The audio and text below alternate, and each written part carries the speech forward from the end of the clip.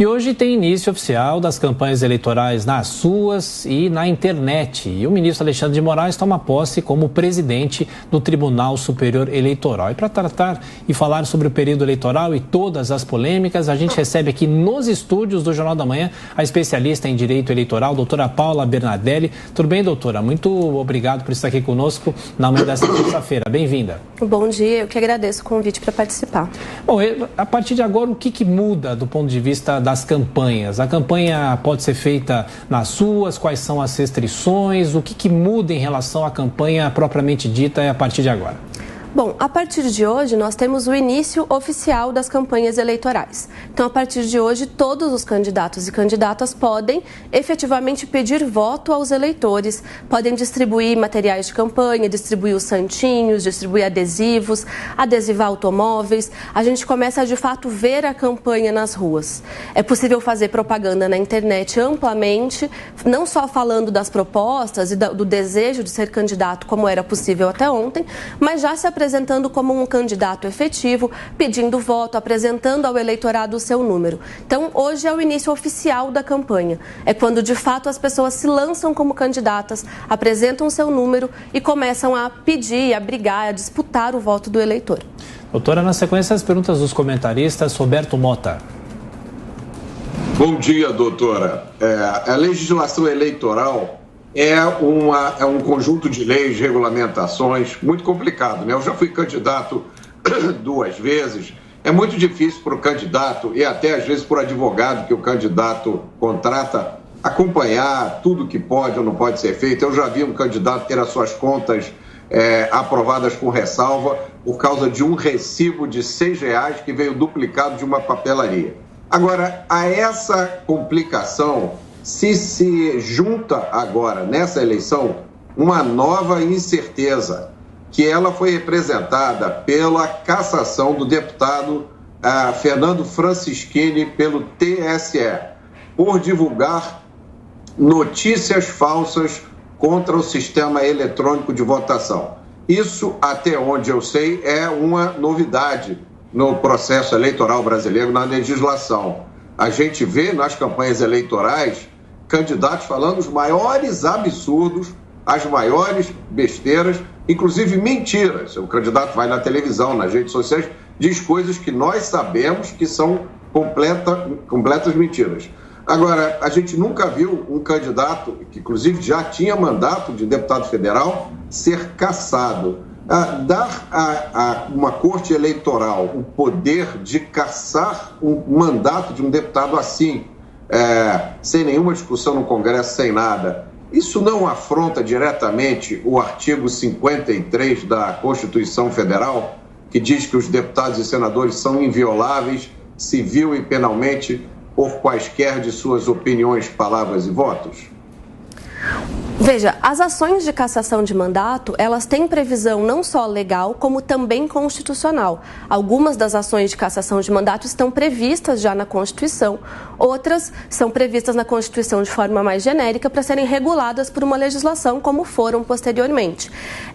O motivo da cassação, ele não é o compartilhamento de uma mentira, o compartilhamento de uma fake news em si, mas o uso estratégico desse bombardeamento de desinformação. Isso é um tema que já vem sendo discutido nos tribunais eleitorais já há algumas eleições, que ganhou muita força na eleição presidencial anterior e que deve ser um tema também muito importante nas eleições desse ano. A Justiça Eleitoral tem, com base nesses dispositivos legais e constitucionais, trabalhado e buscado em ações de investigação judicial eleitoral, então buscando provas, buscando evidências, campanhas que eventualmente usem da desinformação como uma estratégia. Não se trata de punir um candidato que eventualmente minta, que eventualmente exagere no seu discurso, mas que use do bombardeio de desinformação como uma estratégia eleitoral, o que feriria a legislação eleitoral. Diogo Schelp. Doutora, a senhora falou sobre o que os candidatos podem fazer a partir de agora. E o que eles não podem fazer, o que é proibido aos candidatos nesse período eleitoral e qual é o poder que a Justiça Eleitoral tem para coibir esses atos? Veja, os candidatos não podem cometer condutas abusivas. Nós temos 3 grandes condutas abusivas na legislação eleitoral, que é o abuso de poder político, então candidatos que já estão na máquina pública, que já estão ocupando algum cargo, se utilizarem dessa estrutura pública para ter vantagens eleitorais, o abuso de poder econômico, que é caracterizado por uma série de condutas irregulares envolvendo especialmente financiamento de campanha, um eventual financiamento irregular, um recebimento de valores por fora da conta eleitoral, ainda que pequeno, como foi mencionado na pergunta anterior, essa análise das contas eleitorais, ela é muito rígida. A Justiça Eleitoral faz isso de forma muito séria, com um setor técnico que analisa um por um dos recibos que são emitidos. Então, os candidatos não podem fazer nenhum gasto fora da sua conta eleitoral, receber qualquer valor fora da conta eleitoral, e tem o uso indevido dos meios de comunicação, que também é, eventualmente, candidatos que sejam favorecidos por um meio de comunicação específico que tem algum dever de neutralidade. Então, os candidatos não podem abusar dessas estruturas e não podem fazer gastos fora da sua conta, não podem importunar eleitores que não tenham autorizado o recebimento de mensagens eleitorais previamente.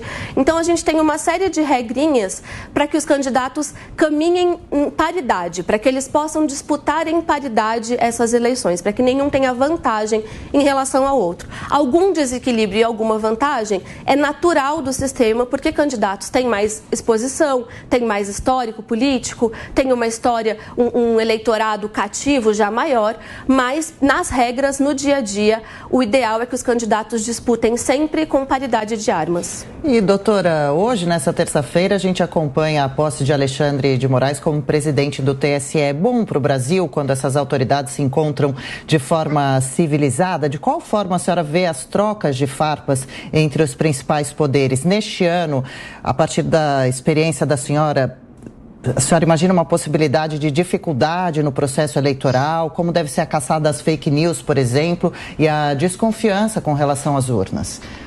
O ministro Alexandre de Moraes assume agora a presidência do TSE no início de uma eleição que tende a ser bastante conturbada, justamente porque muitas das nossas instituições estão sob ataque.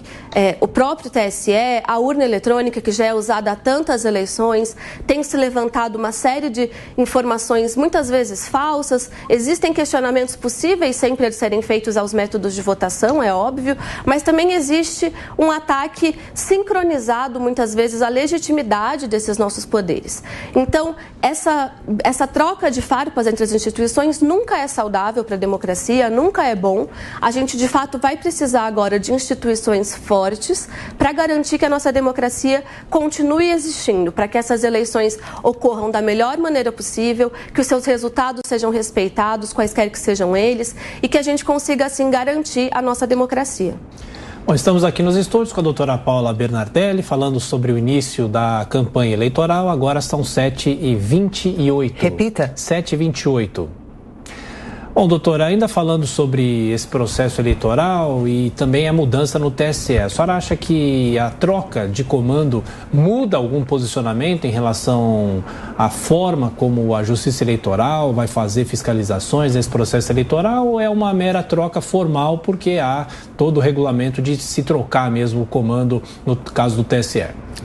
Eu acredito que não vai mudar. O TSE já vem numa linha de transparência das medidas que adota e de um respeito muito absoluto ao que a legislação eleitoral impõe, como controles que devem ser feitos pela Justiça Eleitoral ou não.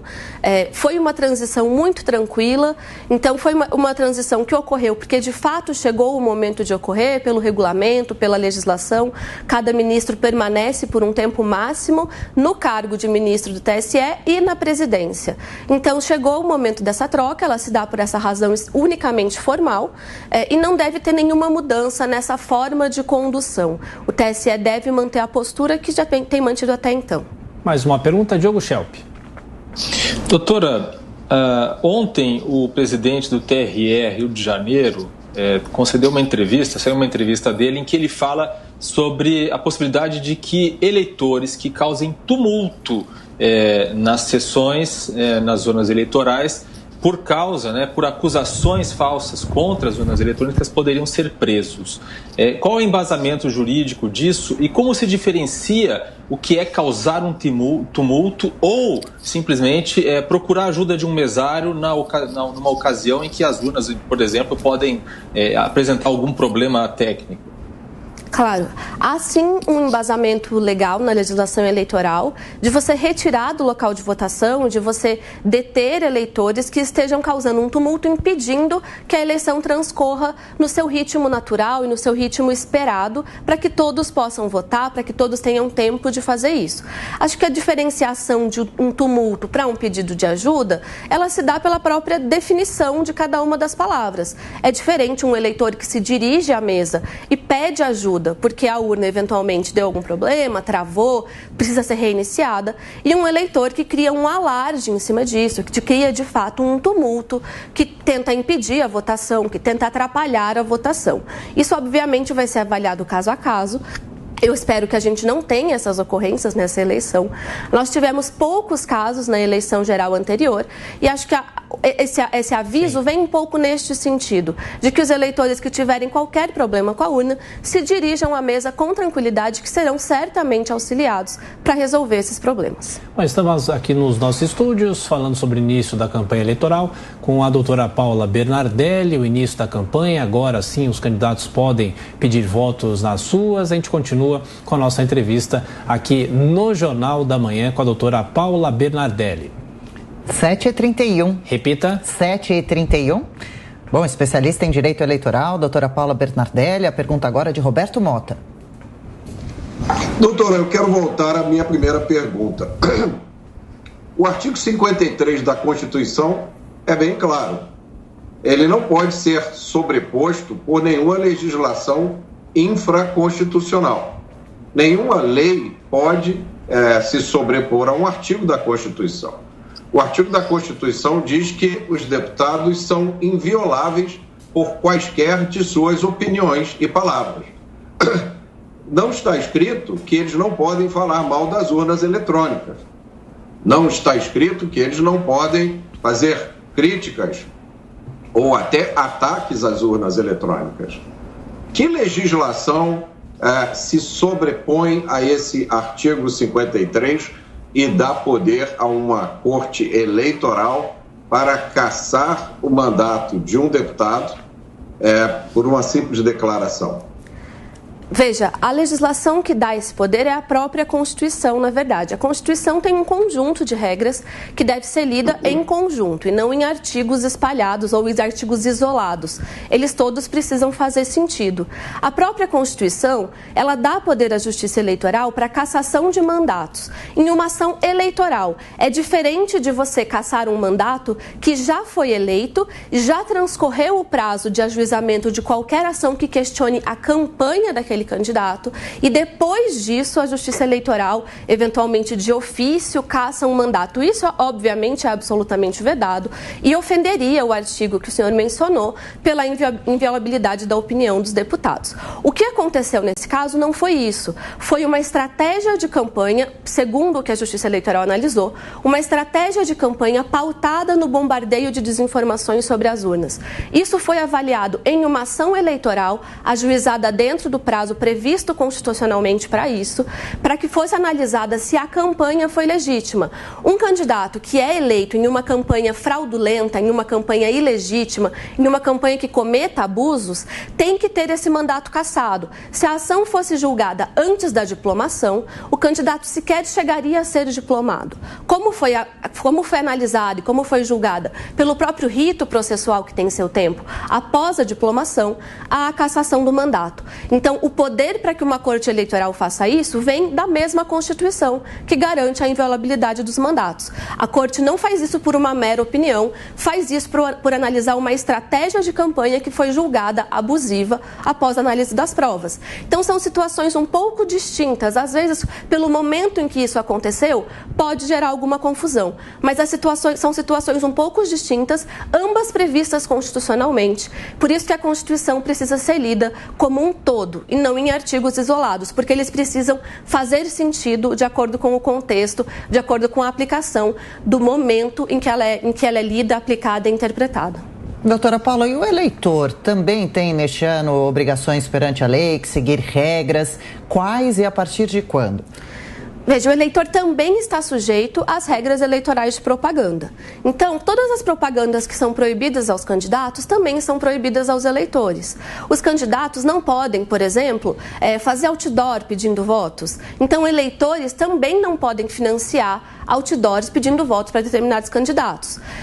Candidatos estão autorizados a impulsionar conteúdos na internet. Isso, apesar de ser permitido aos candidatos, não é permitido aos eleitores. Eleitores podem manifestar livremente sua opinião na internet, podem expor seus lados políticos, podem manifestar suas preferências, compartilhar publicações de candidatos, mas não podem impulsionar publicações políticas pela lei eleitoral. Só quem pode impulsionar conteúdo eleitoral são os próprios candidatos ou partidos políticos. No mais, todas as regras estão também sujeitas. Os eleitores também têm um limite do quanto eles podem doar para as campanhas, devem doar da forma correta, para a conta correta dos candidatos, porque também estão sujeitos às penalidades da legislação eleitoral, caso cometam alguma infração.